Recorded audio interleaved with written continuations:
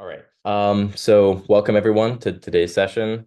We'll do introductions very briefly in a second, but this session is going to be an overview of the United Nations and also what MUNIC specifically does within the Model UN realm.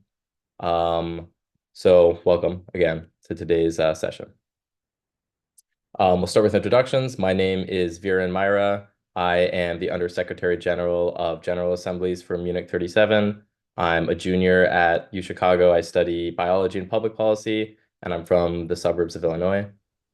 Then I'm Andrew. I'm the legal co-chair for MUNIC 37. I'm a sophomore at UChicago. I'm studying law, letters, and society, and I'm doing a minor in Russian, and I'm from New York City. Okay, so for this session, the agenda will be first talking about international organizations broadly, then we'll talk about the United Nations and what they do, then we'll talk about Model UN broadly, and then specifically Munich and what our conference looks like in February. Okay, international organizations. So an international organization is defined as an organization with an international membership, scope, or presence. There are two types of international organizations, of international organizations. The first is intergovernmental organizations, which are organizations that kind of bring governments together to accomplish various goals. They can be global, meaning that they span the entirety of the world, or they can be regional, meaning that they focus on a specific region of the world. Um, the other type of international organization would be international non-governmental organizations. So these do not include governments. They, kind of work outside, the scope of governmental regulation. But they also pursue, a number of different causes and try to accomplish those goals without the help of government and do so essentially independently. So what do international organizations do? There's kind of three, I guess, primary focuses for international organizations. The first is negotiation. So the primary goal of international organizations is to negotiate on policy, which is to be developed to, kind of help address a variety of issues that are faced by people globally. And, these policy solutions can kind of differ also from one region to another. And so that's why also regional focuses are important as well. But international organizations kind of help dictate regulation in a variety of areas all over the world. Various international organizations also have certain specializations. For example, the Red Cross specializes in disaster relief and like healthcare. There's also the Human Rights Watch, which specializes in securing human rights for people all over the world.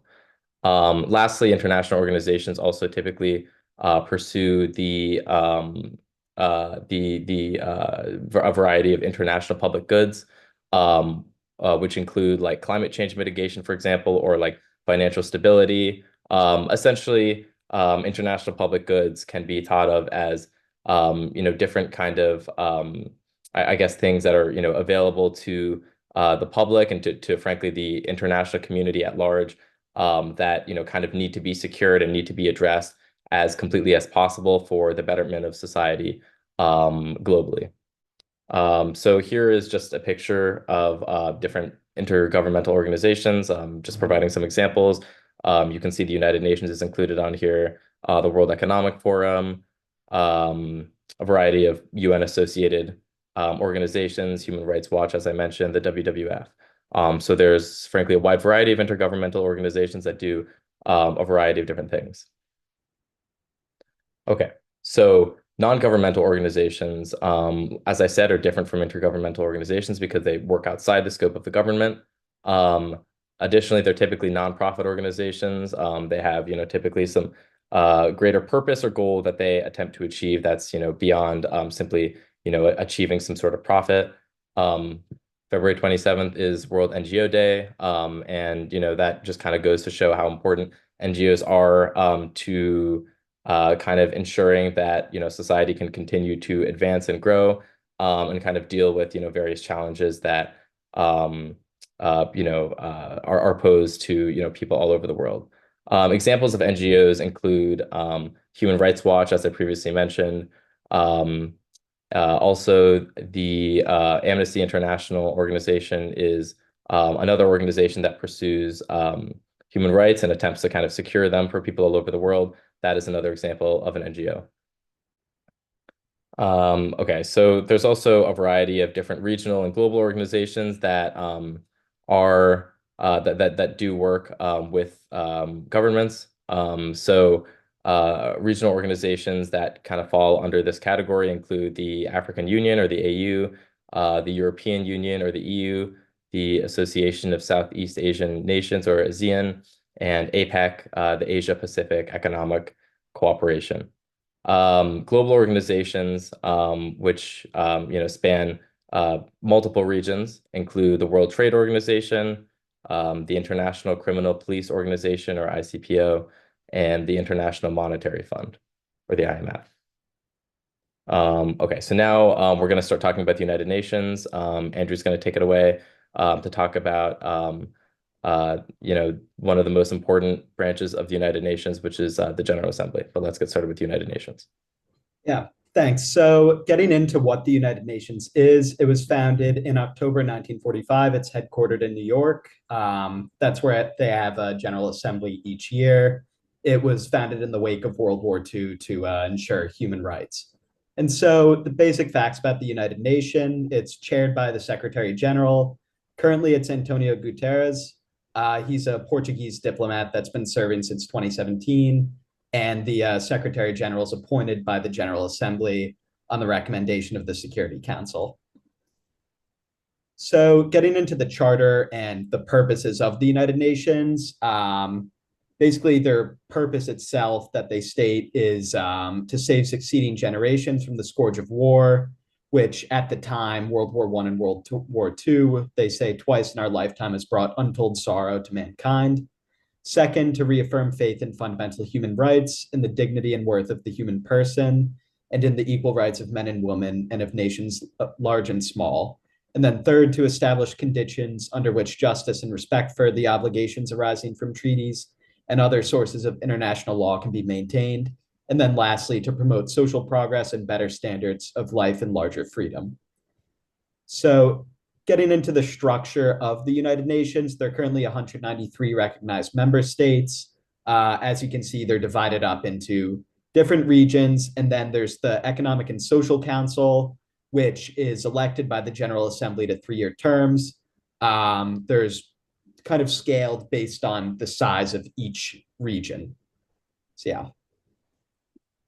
Getting into the 6 main organs, first is the General Assembly. So next you'll see the first committee. The first committee is DISEC, so it's Disarmament and International Security Committee. It was formed with the goal of nuclear disarmament, and it addresses global national security challenges, threats to peace. And so the topic this year from MUNUC 37 is drones and cyber warfare. Getting into the second committee, ECOFIN, the Economic and Financial Committee. Their main goal, collaborating with other global organizations like the IMF, World Bank, is economic growth and development through addressing macroeconomic policy questions, financing for global development, ensuring sustainable development within that, and then broadly through an economic lens, the eradication of poverty. So the topic this year for this committee will be international cooperation on fighting illicit financial flows and developing new standards for international trade agreements. So the third committee is SOCHUM, the Social, Humanitarian, and Cultural Committee.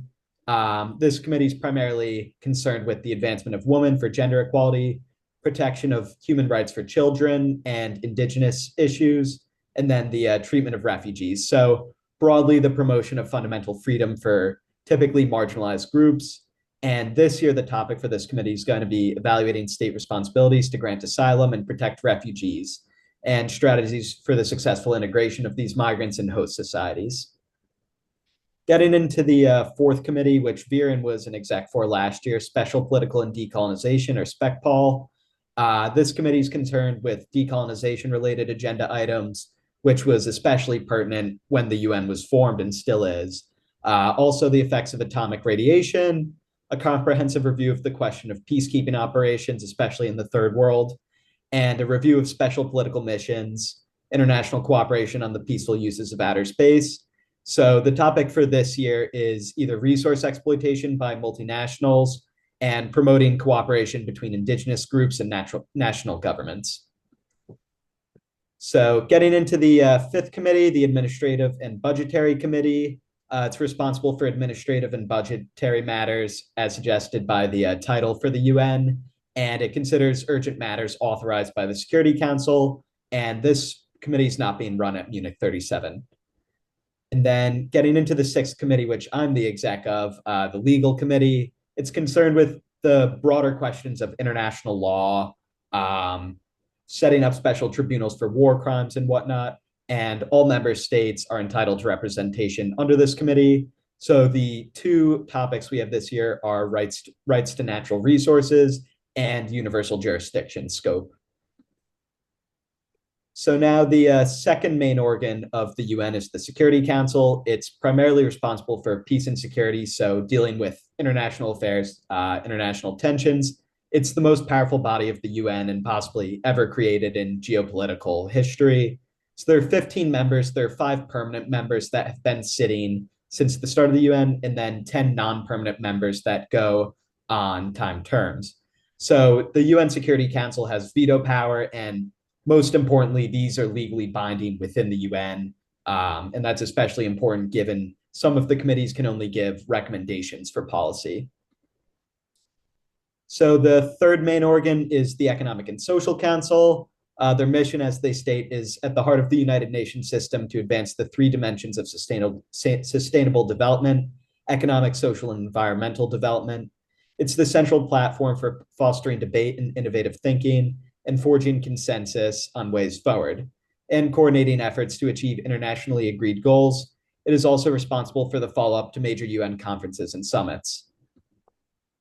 So going on, you'll see that on their website, they state that their mission is promoting sustainable development, managing the transition from MGGs to SDGs. MDGs are Millennium Development Goals. So 8 goals member states attempted to achieve by 2015, and now onto SDGs, Sustainable Development Goals, as the climate comes to the forefront of many of the issues that we talk about at the conference.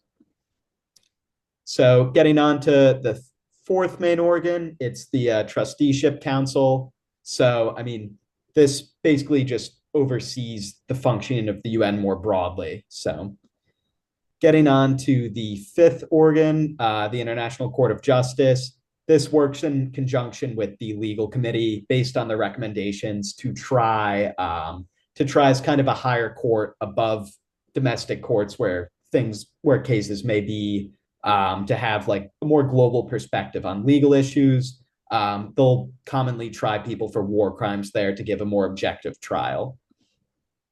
So going on to the next slide, as you see, it's the principal judicial order of the UN.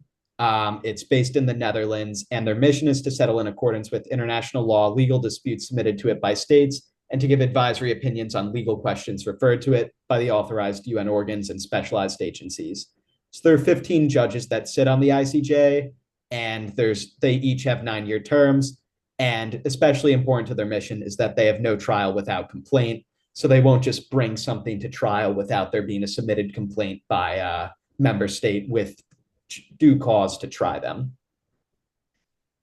So getting on to the last main organ is the Secretariat, or the Secretary General. The Secretariat is basically the UN's executive arm, the Secretary General's office, and he has an important role in setting the agenda for deliberative and decision-making bodies of the UN and the implementation of the decisions of these bodies. So essentially driving the mission of the UN as they make recommendations for policy.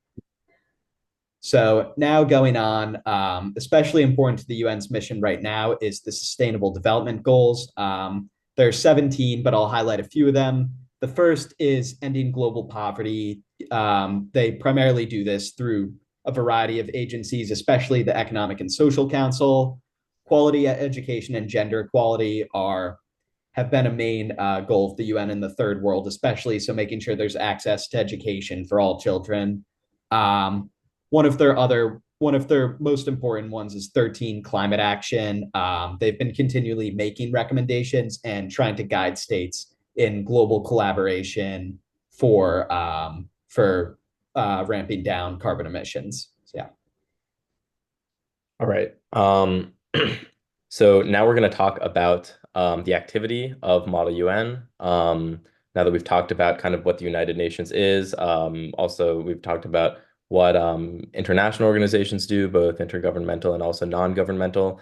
Model UN, however, is kind of takes after the United Nations in some ways, but is kind of an effective way for us to kind of understand what the United Nations does, what the United Nations does, and also allow us to kind of practice and hone a number of skills that many legislators that participate as delegates in the United Nations have to continuously use in order to achieve policy reforms.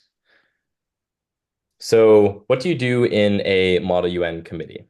So the basic premise is that there are 25 to up to possibly 400 delegates representing different countries. All of these countries are various United Nations member states, typically. And delegates are able to essentially debate the problem at hand. So Andrew was going over the different committee topics for all of the general assemblies at MUNUC 37 this year. So those are, kind of a sampling of some of the, various problems that will be debated at MUNUC this year. And so delegates from different countries who come to participate in a Model UN committee can debate issues such as those and also advocate specifically for their country based on what policies, perhaps are, most in line with, kind of their preferences. In addition to also, of course, always being open-minded about the preferences of others and ultimately trying to collaboratively and diplomatically work their way towards a solution. The end goal of a committee is to effectively get the entire committee to vote on and pass a resolution that is very similar to the style of an actual United Nations resolution, perhaps not as long because it's a bit difficult to achieve a UN-length resolution by the end of just a weekend, but still, hopefully a thorough resolution by the end of the weekend.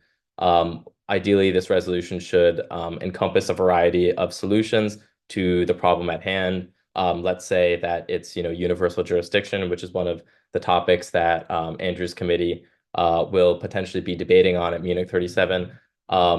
Delegates in that committee should focus on ways to essentially reform and rework universal jurisdiction, and those should be the primary included clauses in the resolution that's passed by the end of the weekend if the topic is universal jurisdiction. We've briefly touched on some example topics for the General Assemblies, as I said, but one of those topics that Andrew mentioned is dissects a cybersecurity topic. But one of the other topics that are also being run are that could be run potentially are the CCPCJ support for victims of crime, as that kind of focuses on justice and ensuring that justice is equitable and equal throughout the world. And then also UNICEF. UNICEF focuses specifically on children and kind of securing their human rights. A topic for UNICEF is definitely childhood nutrition. Is that something that most definitely has to be addressed, and definitely something that a pretty thorough resolution could be written on. So how does this activity benefit you? How does it benefit delegates? There's a lot of different ways, frankly, that Model UN could benefit anyone. I'm sure that Andrew and I can definitely both speak to that. But in terms of what's presented on the slide, in terms of concrete skills that you'll learn by being a delegate in a Model UN committee, these include public speaking, as you typically have to give many speeches in a Model UN committee, writing and revising, as the way that you're actually able to achieve policy reforms is through the creation of these draft resolutions, which attempt to solve the problem through a variety of creative methods, and also policy research, which is particularly important so that delegates are able to understand the current policy and also issues with that policy so that reforms can be enacted to better address the various problems that we face globally and particularly the problems that are being debated in a certain committee. In terms of leadership skills, I think that one of the biggest leadership skills that anyone could really take away from Model UN is definitely personal advocacy. Frankly, it takes a lot of it takes a lot for one person to come up and give a speech. You have to be frankly pretty confident, and I think being able to build up that confidence is important, and that's something that I personally was able to do through participating in Model UN in the past and continuing to do so. So being able to, kind of advocate for yourself and your policies, particularly in a Model UN committee, is important and definitely a leadership skill that is important in a variety of other contexts. Additionally, group collaboration is especially important in Model UN because you will often be writing these large draft resolutions, as I said, and you will most certainly not be doing that by yourself. You'll have to come together with people with a variety of different policy perspectives who are representing a variety of different countries to effectively make a very comprehensive and cohesive final draft resolution that hopefully you're proud of, but that also hopefully addresses the problem as completely as possible. The last skill too, in terms of leadership, is negotiation. So given that, delegates are coming from a variety, have frankly a variety of different perspectives and are representing a variety of different countries, not everyone is necessarily going to agree on what the best solution to any problem or sub-problem may be. And being able to negotiate effectively to compromise in a way that's satisfactory to both yourself and also whoever you might be negotiating or debating with is one of the most important skills that you'll learn through Model UN. Again, just to reiterate, this is something that we want to be achieved in a diplomatic and collaborative manner, not something that we want one person to force someone else into. Being able to negotiate effectively so that both parties are satisfied at the end of the day is a very, very important skill. Additionally, Model UN is especially important because of the personal growth that you'll achieve. As chair last year of SpecPol, I saw all of my delegates, frankly, achieve incredible growth over the course of the weekend.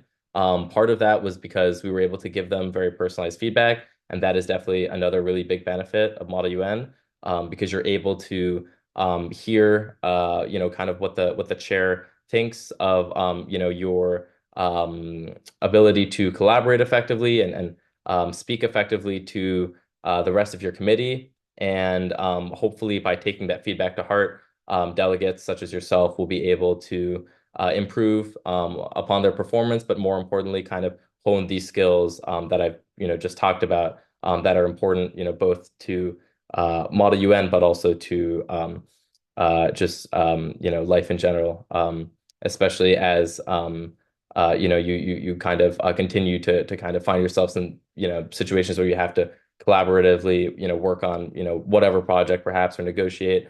Kind of being able to take that feedback to heart and continue to hone those skills is especially important.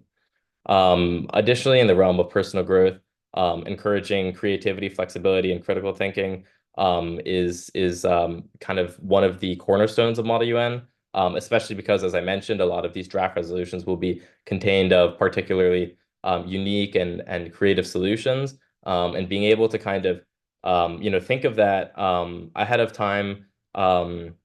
When you're kind of like thinking about a topic and also, during committee when you're talking to other delegates is important because you want to address the problem in a creative way that is, hopefully going to ultimately result theoretically in a better, society through addressing a problem, completely and comprehensively.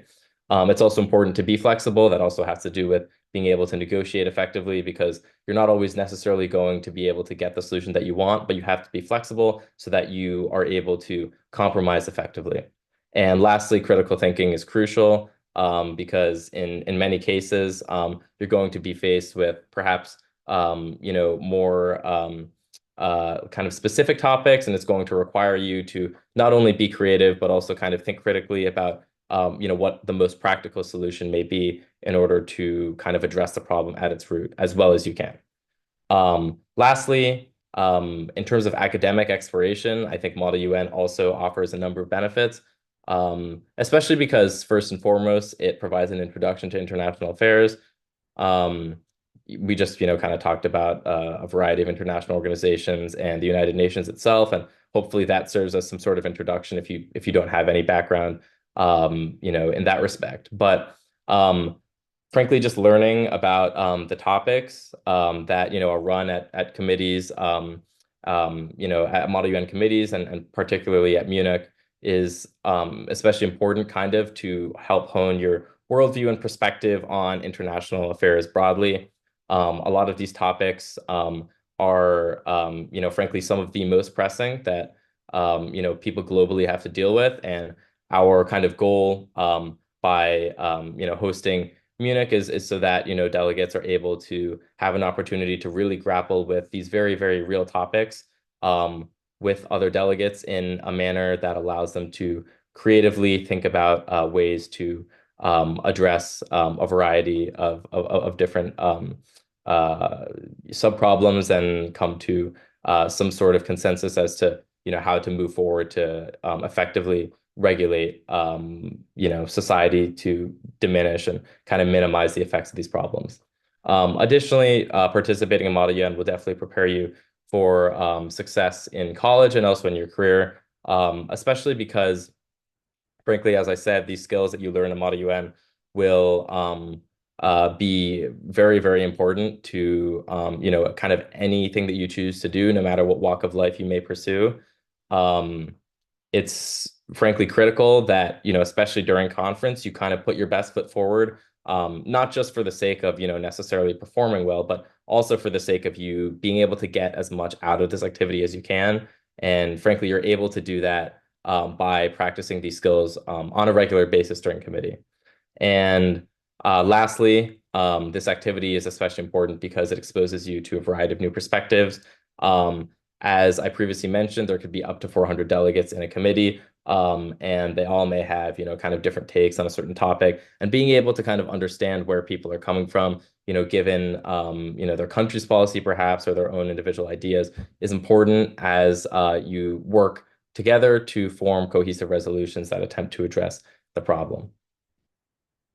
Okay, so now we'll talk a bit about MUNIC specifically. So this year is the 37th iteration of MUNIC, and MUNIC at its core is a 4-day academic conference. It's going to take place this year from February 6th to the 9th. We focus specifically on debate. Of course, that's the method by which you are able to develop these policy solutions that I've been talking so much about. We also have various workshops that you can attend, which frankly, I highly, highly recommend that you attend to hone your skills, both, in a Model UN context, but also, kind of in a broader context, because, as I previously stated, we understand that the skills that you'll be able to kind of practice doing this activity are applicable to the world beyond Model UN. You'll also be able to hear from a number of speakers who definitely have a lot to say in terms of like the general kind of state of international affairs, which is definitely something that's very interesting, and definitely is something that hopefully you are able to attend, and hopefully you can take to heart what they have to say about the future of international affairs.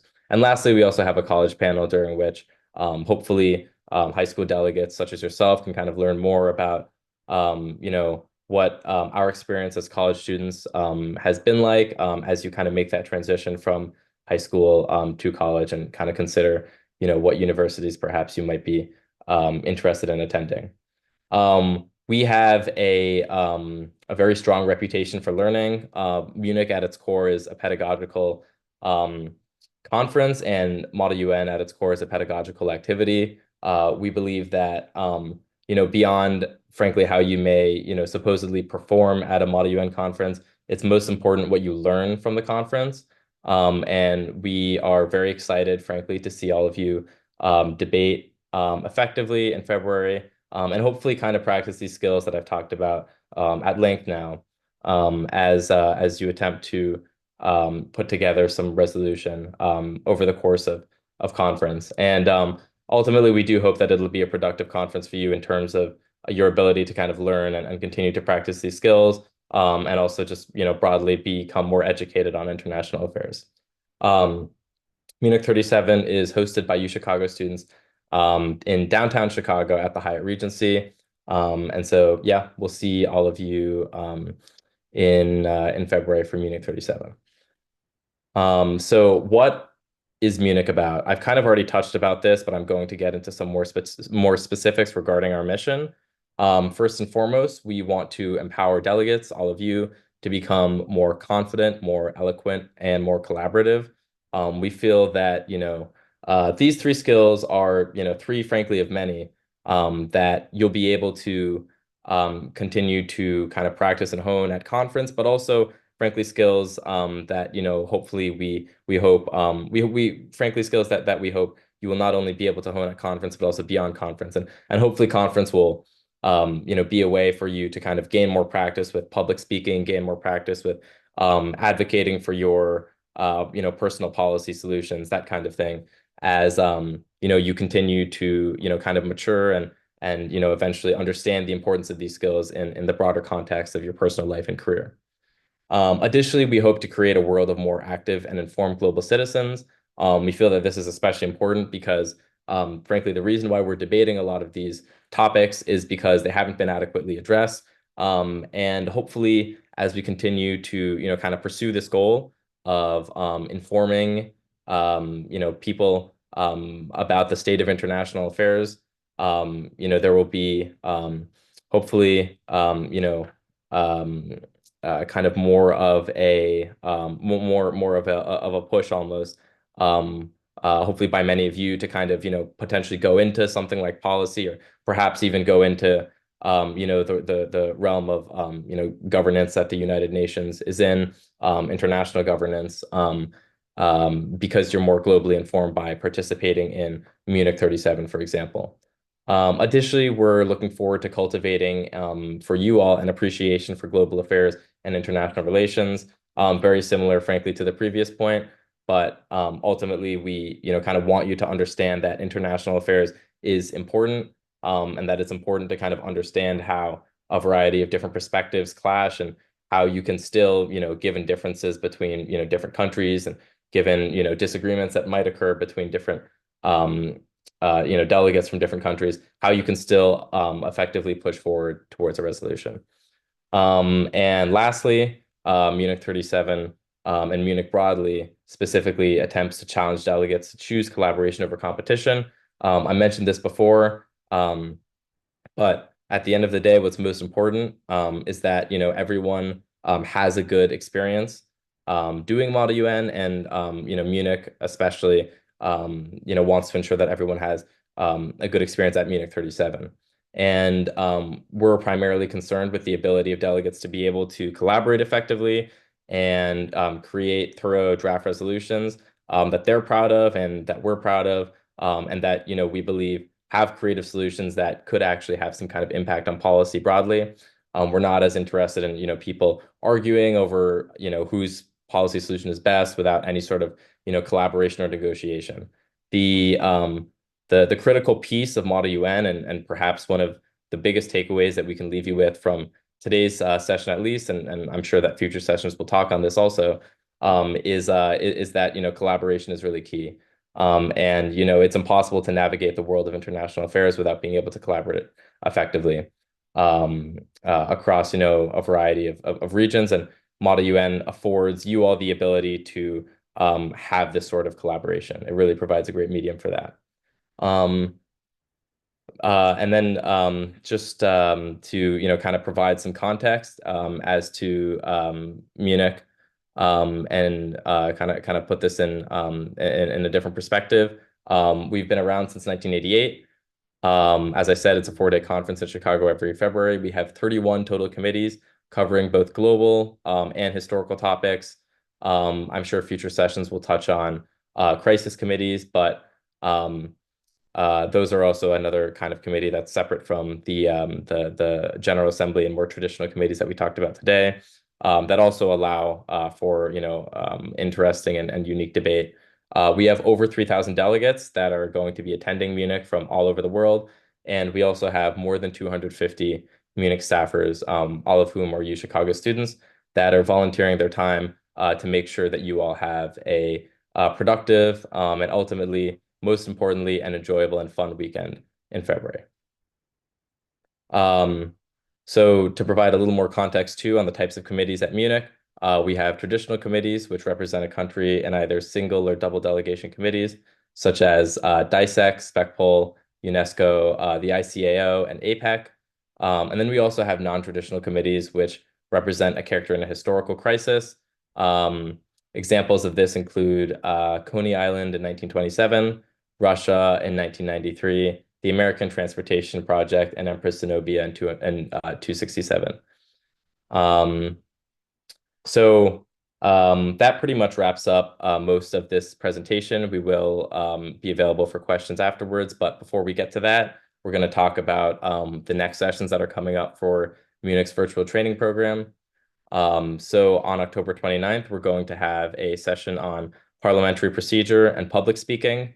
On November 7th, this is where the virtual training program separates into tracks, as we have one track that specifically focuses on traditional committees, such as the General Assembly, and then another track that focuses specifically on non-traditional committees, which are crises and hybrids. However, we encourage you to attend both because we think that both are going to kind of be fruitful in your pursuit of understanding Model UN better as an activity, and also ultimately being able to develop the skills that we think are so important, both for succeeding at Model UN, but ultimately for succeeding, down the line, both personally and also career-wise.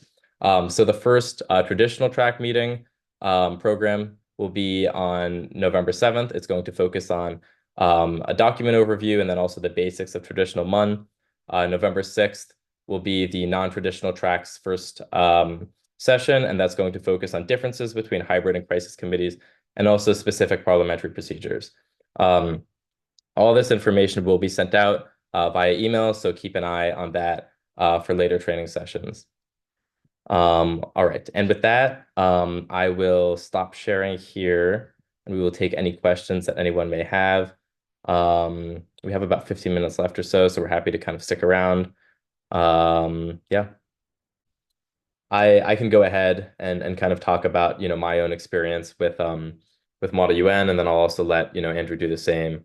Oh, sorry, I see a question. Oh, okay, this is a good question. How do you write a good position paper? Like, what do you have to cover? I'll go ahead and briefly answer this, and then I'll also let Andrew touch on this too, as he'll actually be running one of the committees for which you have to write a position paper for. A good position paper should outline, it should definitely include country policy. That's an important component because you're talking about your position, and with that, is kind of your country. But it should be your country policy in relation to what the topic of the committee is.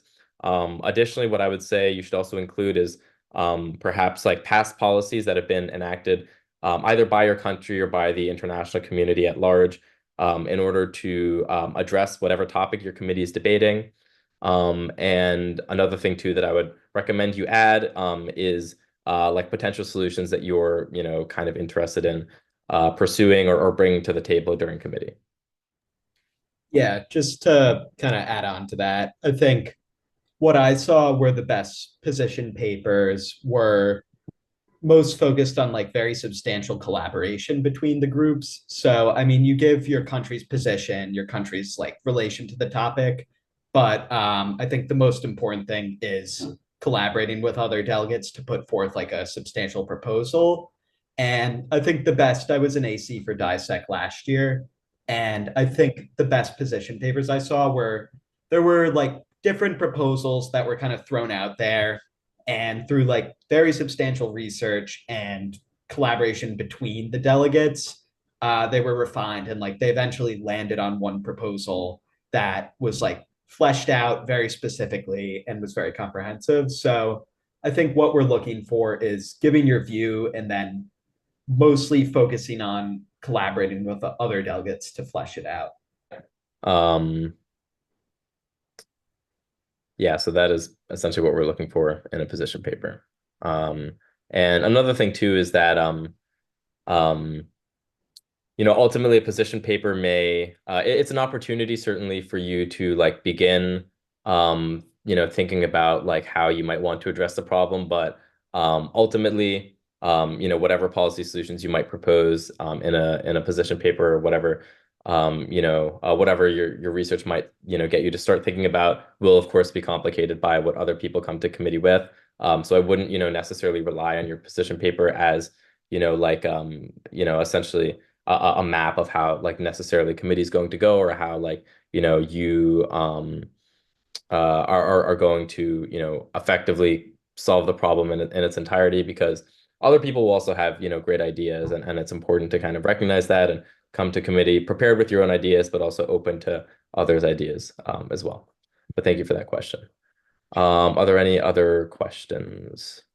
Okay, another good question. Good sources for research. One good source for sure, if you're in a traditional committee, would be your country's website, because that's and when I say that, it can whatever, there's kind of like a variety of governmental websites perhaps that a country might have, but it might be a good idea to, like, let's say that your committee is focusing on like rights to resources, which is one topic that Andrew's committee might be debating this year at Munich 37. It could be a good idea to look into your country's like environmental policy. And you could probably do that by looking at, the country's like environmental department's website, perhaps. But starting with, kind of the source, your country's government is definitely a good idea. There's also like a variety of kind of like news sources that you can use as well. It's important to kind of both consider Western sources, um, such as like perhaps like CNN or like the New York Times, even like BBC, but then also like other sources as well, including like Al Jazeera, for example. It's kind of important to maintain a diverse list of sources in that respect. Um, Also occasionally, like, you might come across, like, frankly, if you're really trying to research a topic thoroughly, you might come across like various journal articles too. I know that JSTOR has a number of articles both on historical topics and also more pressing current topics. So that's just one example. But ultimately, it's important to just make sure that the resources that you're using are reputable, because we don't want you to use something such as like Wikipedia, which is open source, where there could potentially be false information. It's important to use sources that you are kind of able to glean like trustworthy information from. Yeah, I don't know if there's anything that Andrew you might want to add in regards to that, but Yeah, so I mean, yeah, I'd agree with Veer in that. I mean, I did debate in high school, and a lot of people like try to pull a fast one with getting some kind of shoddy information off the internet. I think what I'd first recommend looking at is the background guide. So, I mean, Viren did this last year, and I wrote over the summer the background guide for legal. So that's from weeks and months of researching the topic to give as many resources as possible. So that should have like a good index of sources that kind of approach the issue from all angles. And then I'd also recommend just either keeping up with the news cycle depending on the topic, so that like kind of over the past year or so, according to like all different global reputable journalist organizations, what has happened with it. And I mean, other than that, I think the background guide and I mean the UN website will have like prior deliberations usually. So I know what was useful for me when researching universal jurisdiction was looking at like UN history of how the countries have argued, what logic they've given behind different arguments for and against the policy. So in addition to that, also journal articles are very good. So yeah. I think it's kind of a good opportunity for us to kind of um, provide some perspective on this. Andrew, did you ever compete in Model UN? No, I didn't. No. Okay. So I can speak a little bit about competing in Model UN, because I actually did also compete in high school and briefly in college. But I don't compete anymore. But I would say my first conference was definitely a bit rocky, probably because I was definitely pretty nervous, and I think the nerves are kind of one of the biggest things that you have to face when it comes to Model UN, especially because um, the room is definitely daunting, especially in the larger committees. There's a lot of people that are, going to be listening to you when you speak. There's a lot of, eyes that are going to be watching you. But I think for me, what kind of helped me the most at my first conference with being able to speak is understanding that, like, no matter, kind of what you say, as long as you're kind of proposing, a specific solution to the problem and kind of communicating your policy inclinations for how to, kind of develop a resolution that can address the topic at hand. Um, and it doesn't even have to be super specific. It can be like, broadly, we want to kind of like reduce like carbon emissions, say. Um, but if you're able to kind of, get up there and just speak, I think that's the most important part. And I was able to do that during my first conference, even though it kind of took me definitely a few moderated caucus cycles in order to kind of get my wits about me and build up enough confidence to actually speak. Um, so I think the most important thing is, just being confident in yourself, and understanding that, no speech necessarily is going to be perfect, but what you can do is put your best foot forward and speak, and kind of just understand that, others will be willing to listen and will be willing to collaborate with you, but you just have to be, willing to kind of put your own ideas out there. And then also in terms of like actually, collaborating with people during like unmoderated caucuses, for example, and perhaps those aren't familiar yet, but they will be in future sessions. Well, unmoderated caucuses briefly are an opportunity for informal debate, for delegates to essentially walk around the room and talk to each other and, write out these policy solutions in like resolution form. And that is also a bit daunting too, because there's a lot of people who are trying to, have their voices heard. And it's just important kind of to come into that conversation with specific ideas that, you might want to, kind of address, that you want to see included, and you want to make sure that you advocate for those ideas as much as you can. Try and, think creatively of ways um, to effectively compromise with other people. That's what I at least tried to do during my first conference. And frankly, it's been a while, so I don't even remember, what exactly, I might have said specifically. But I do know that that was, one of the skills that I was trying to focus on. And it's just kind of important to generally keep that in mind as you approach Model UN, no matter in what committee or, in what, topic, what context. Just because, those are the skills that we're trying to emphasize at MUNUC, and that Model UN emphasizes as an activity. And ultimately just being confident in yourself and understanding that, you are the best advocate for your own policies and being able to kind of propose those in a manner which is, which allows you to effectively negotiate for those policies to be included in a draft resolution is important. And it's just really, important, I think, to just kind of speak, as much as you can throughout committee and try to, kind of form these collaborative relationships with other individuals and with other delegates in order to get, in order to create, effective, policy solutions. Um, I don't know if there's, anything that you might want to add, Andrew, to that, but Yeah, I mean, I never participated or competed in Model UN, so last year was my first conference. So, I mean, I can't really speak to first time competing, but I mean, I did a lot of public speaking related events, and it's getting over the hurdle of speaking to a big room. That's the main thing. And I mean, as long as you don't overthink it and stress it more than it should be, you'll be fine. This is another really good question. Should you expect a more competitive or learning environment?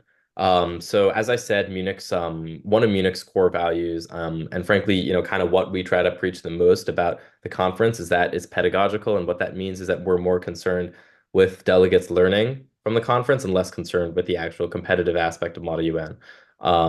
And so to answer your question, quite straightforwardly, we believe that you should definitely expect a more kind of collaborative learning environment and not necessarily a competitive one. We, understand, of course, that, Model UN is perhaps to some people a primarily competitive activity, but we see it more as a means for delegates to essentially, hone, practice these skills of like negotiation, collaboration, diplomacy, public speaking that we believe are really, really important for you as delegates and also for you just as individuals in a world where it's necessary to be globally conscious. And we kind of want to reinforce that as much as we can. And thank you for that question because I think it's a good one. But no, it's definitely that, we want to emphasize the learning aspect more than the competitive aspect when it comes to Model UN at Munich. Okay, so we're running up right now on the end of the session. Are there any last minute questions that you all have? Remember also that this session is recorded, so if you'd like to go back and listen to any of our answers or rewatch our presentation of the slides, please feel free to do so. I'm sure that the recording will be readily available, um, um, perhaps on our site or through email. So with that, thank you all so much for coming to tonight's virtual training program. We were really, really excited to present about the United Nations and about Model UN and specifically Munich to you. Thank you for your questions. We appreciate your intrigue and interest. And ultimately, we're very excited to see all of you in February for Munich 37. And as I said, there are more, training programs coming up that will be a little more specific, for sure, on kind of, the different types of Model UN and what you can kind of expect at conference in February. So I think we're going to go ahead and close the webinar for now. But thank you again for attending tonight. Thank you for your questions and have a good rest of your night. And hopefully we'll see you at future programs. And we'll also see you, of course, at Munich 37. Take care. Thank you, everyone.